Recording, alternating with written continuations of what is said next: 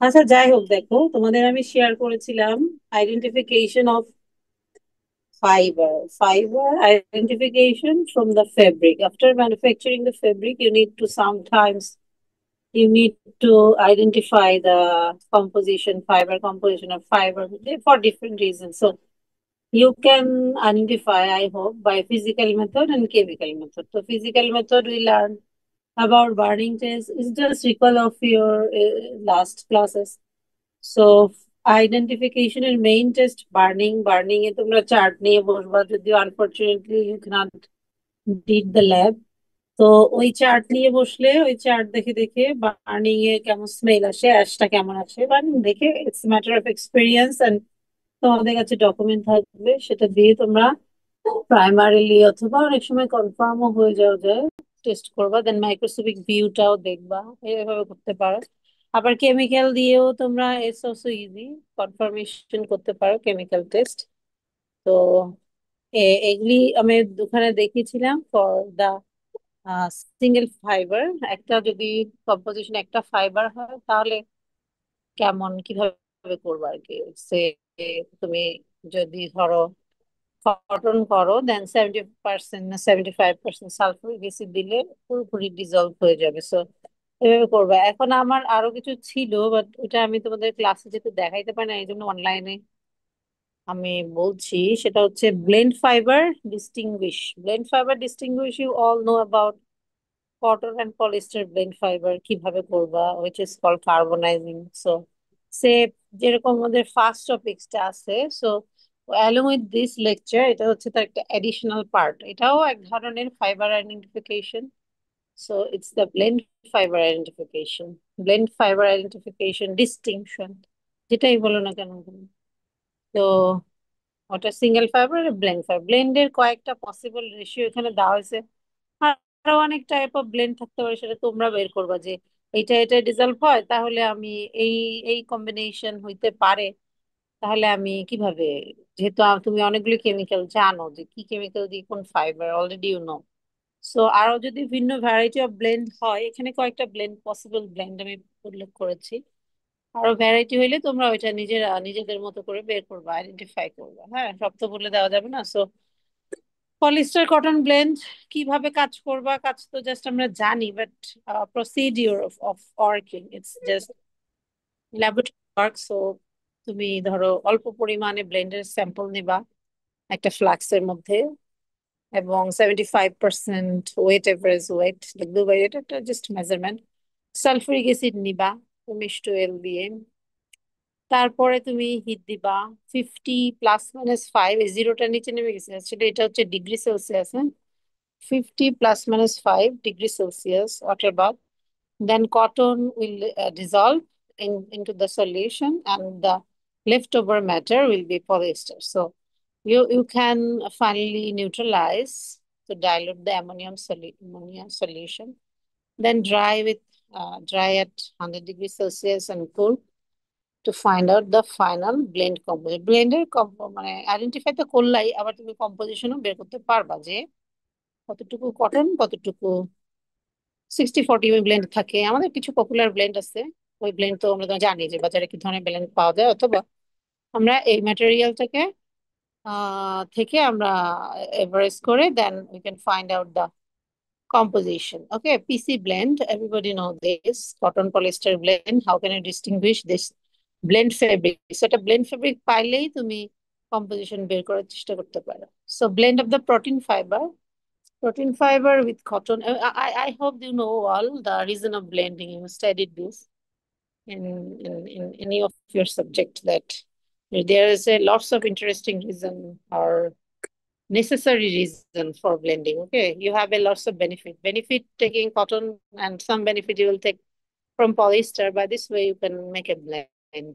Okay, now our work, that is only the assessment. Okay, assessment of finished fabric. So this is the uh, essential topics. So cotton, polyester, nylon, acrylic এটা হতে পারে। সেক্ষেত্রে তুমি ওরকম করে অল্প কিছু পরিমাণ স্যাম্পল নিয়ে বিকারের মধ্যে এখানে সোডিয়াম হাইড্রোক্সাইড অথবা পটাশিয়াম হাইড্রোক্সাইড 10 মিনিট রাখবা। এগুলি কিন্তু তোমার এক্সামের জন্য ইফ ইউ প্রিপেয়ার, তাহলে লাইন টু লাইন তোমাকে পড়তে হবে। আর তুমি যদি টেস্ট করো প্র্যাকটিক্যালি, তুমি একটা টেস্টিং ল্যাবে কাজ করো, then you have to maintain the procedure, then you can look for a minute, then you can start your process. But for preparing of your exam, you have to maintain the stepwise, okay, and time, temperature, especially the chemical. You have to mention it correctly. Otherwise, you cannot get the marks, okay. Here is the matter of achieving marks actually.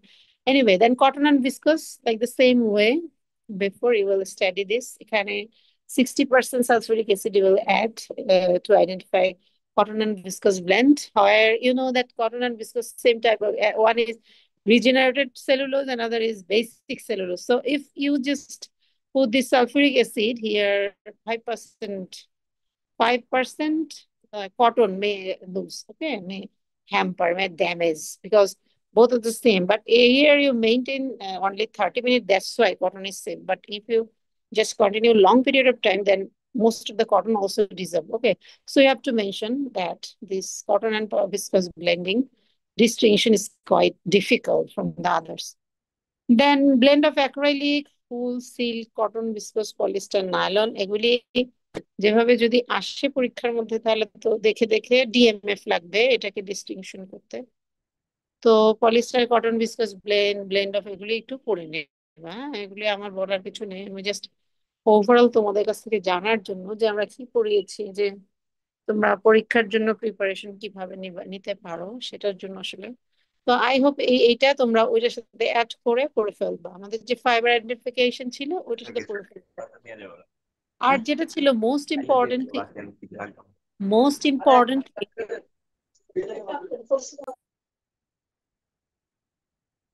সেটা হচ্ছে আমি যতটুকু পড়িয়েছি it's a minimum. হ্যাঁ, it's a minimum. So তোমরা তো জানো কিভাবে question হবে। সো আমি যে এইটুকু আসবে ব্যাপারটা তা না। সো এইটুকু পড়তে পারলে সেফ। যারা expecting for higher higher marks তারা কিন্তু একটা জিনিসও বাদ দিবে না। আমি স্লাইডে যা দিয়েছি কিংবা যে রিলেটেড কথাবার্তা বলেছি, তোমরা এক্সামে কিন্তু অনেক ভালো করোনি, আরো অনেক ভালো করতে পারতা। অন অ্যান এভারেজে 8-9 পাওয়া উচিত ছিল, তো সেটা পাও নাই, কয়েকজনে মাত্র পাইছো। সো যারা expecting for the good marks, স্লাইডের অল্প কিছু পড়াশোনা এখন থেকে শুরু করো। সো কিছু বাদ দেবে না, একদম to the point, every point you have to memorise. না হলে কিন্তু দেখা যাবে যে কোশ্চেন হয়তো কমন নাও করতে পারে, অন্য কেউ যদি কোশ্চেন আরেকটা করে, then it will be modify. So আমি না হয় থাকার চেষ্টা করবো, বিকজ আমি যেটা বলি নাই সেটা কোশ্চেন আসবে না হয়তো। বাট তোমাদেরকে এখান থেকে কিছু বাদ দেবে না, এটা হচ্ছে আমার কথা। সো আমরা একদম পুরো একটা চ্যাপ্টার আমরা ডাই আইডেন্টিফিকেশন, ওটা আমি তোমাদের দিতে পারতাম, বাট তোমরা এইটুকুই পড়ো আসলে, তোমরা ওইটুকু পারবা কিনা এখন। আচ্ছা দেখি আরো 2-3 দিন যাক, যদি আমি পারি তাহলে ওইটা তোমাদেরকে আবার অ্যাড করে দিয়ে দিবো। তোমরা এগুলি আগে যা দিয়েছি সবকিছু পড়ো, ঠিক আছে? প্রতিটা চ্যাপ্টার লেকচার গুলি না থাকলে আমাকে বলো, আমি আবার সেন্ড করব যা যা পড়িয়েছি সেগুলি। তো আরো আরো একটা জিনিস, সেটাও on on kind of additional, আমি তোমাদের তোমাদের গ্রুপ থেকে আমি আবার সেটা শেয়ার দিচ্ছি। কোথায় গেল এটা?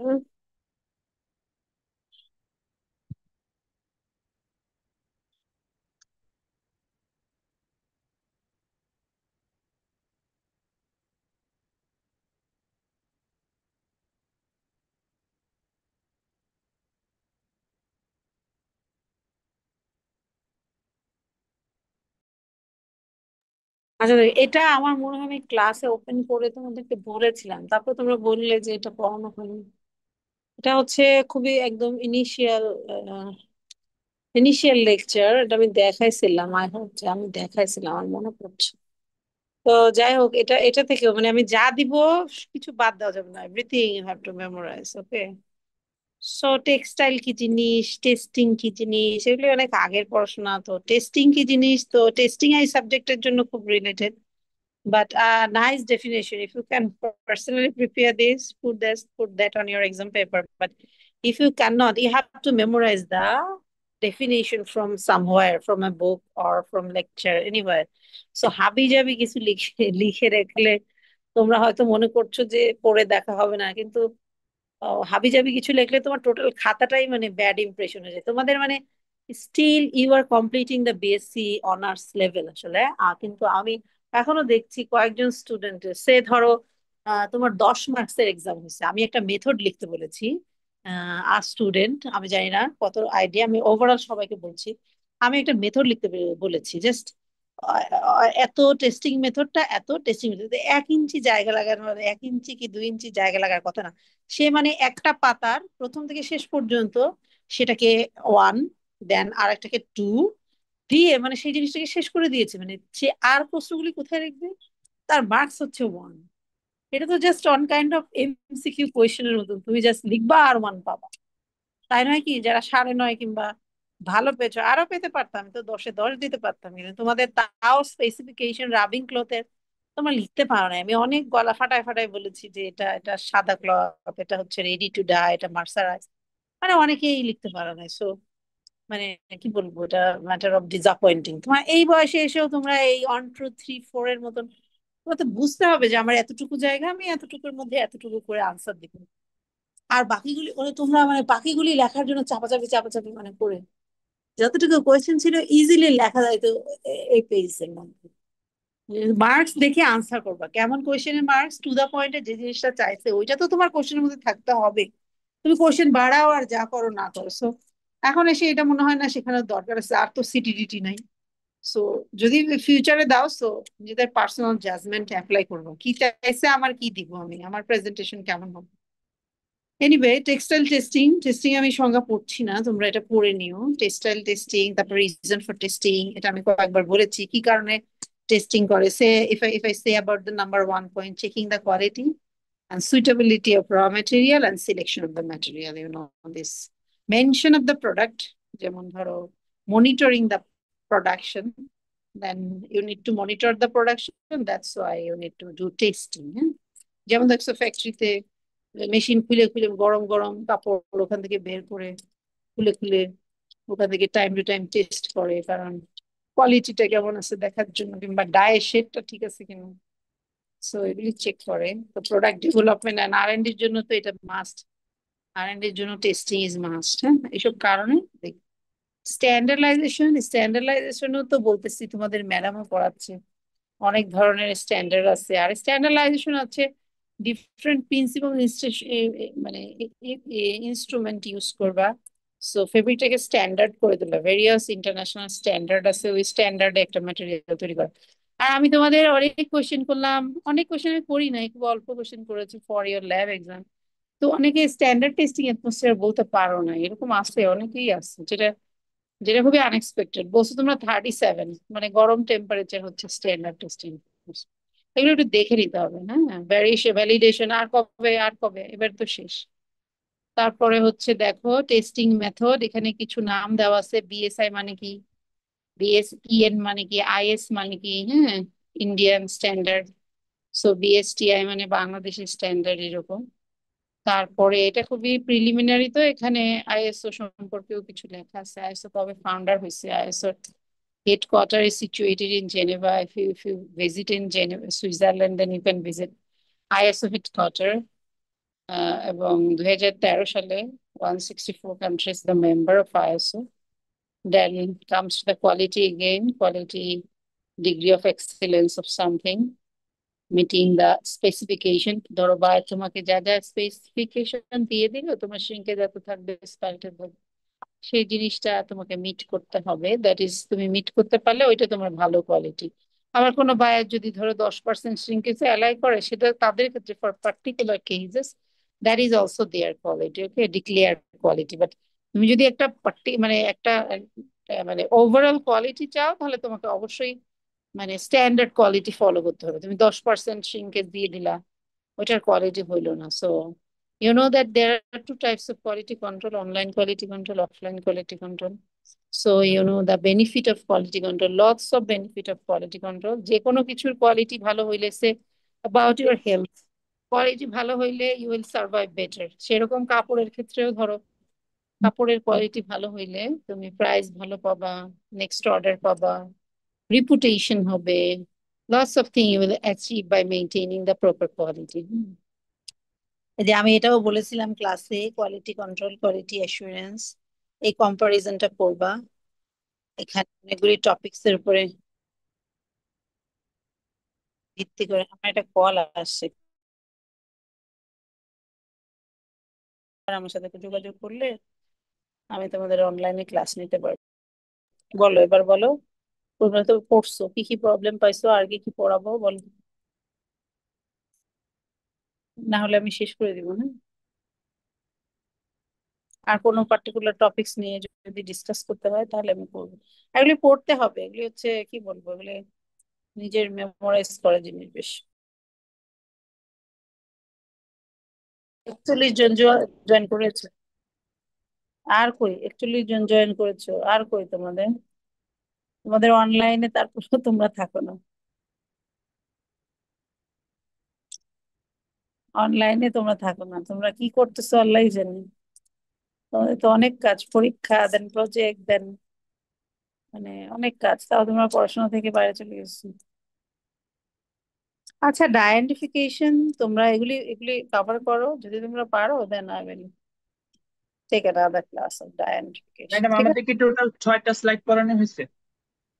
আমার ভুলে গেছি, তুমি টপিকস বলো তো দেখি কি পড়ানো হয়েছে। ম্যাডাম ম্যাডাম চ্যাপ্টার 1 পড়েছেন inspection and assessment, inspection and assessment of dyed dyed fabric dimension. তারপর চ্যাপ্টার হুম। 2 পড়েছেন fabric, finished fabric inspection system. তারপর ম্যাডাম চ্যাপ্টার 3 পড়াইছেন ফাইবার আইডেন্টিফিকেশন। তারপর ম্যাডাম আজকে এটা পড়াইলেন ব্লেন্ড ফেব্রিক, ব্লেন্ড ফেব্রিক 4টা হইলো। তারপর চ্যাপ্টার 5 পড়াইছেন কালার ফাস্টনেস, যেটা সিটি দিলাম 5টা হইলো। আর হচ্ছে ইন্ট্রো, এখন যেটা করলেন এটা 6টা হইলো মোট।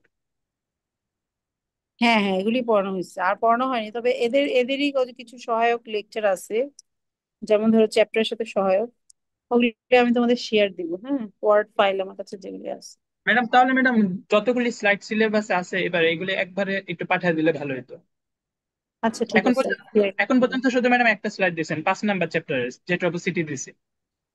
তোমরা তো বলো নাই, বলেছো? আর কি ম্যাডাম আমরা 45 থেকে নামায় পড়ছিলাম তো এই জন্য আর বলা হয়নি। এখন ম্যাডাম ও, আপনি পাঠিয়ে দিলে একবারে তাহলে আমরা বুঝতে তাহলে পারতাম পড়ো, আর আর কি। কি করার, তাহলে পড়ো 45 থেকে নাও।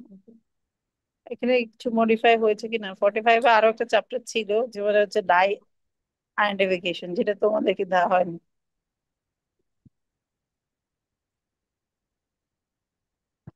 জি ম্যাডাম। ঠিক আছে, আমি শেয়ার করছি, ওই তোমাদের শেয়ারকে আমি দিয়ে দিচ্ছি। তোমরা এইগুলি আগে পড়ো, হ্যাঁ, সবাই প্রত্যেকে পড়বা ভালো করে, দেন পড়ে যদি পারো তাহলে আইডেন্টিফিকেশন দিবে, ঠিক আছে? আর এসে সময় পেলে, জানি না আমি আসতে পারবো কিনা, তোমাদের কয় তারিখে খুলবে, 15 তারিখ থেকে ক্লাস?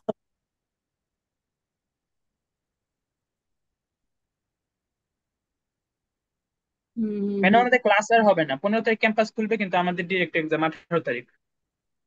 18 তারিখ তোমাদের এক্সাম? জি তাড়াতাড়ি। ম্যাডাম। ও, তাহলে ঠিক আছে, আর দরকার নেই। হুম, ঠিক আছে, এটুকু পড়ো। ওকে। তারপরেও বলো, তোমাদের কোনো দরকার হলে আমি ক্লাস নিতে পারবো। ঠিক আছে, থ্যাংক ইউ।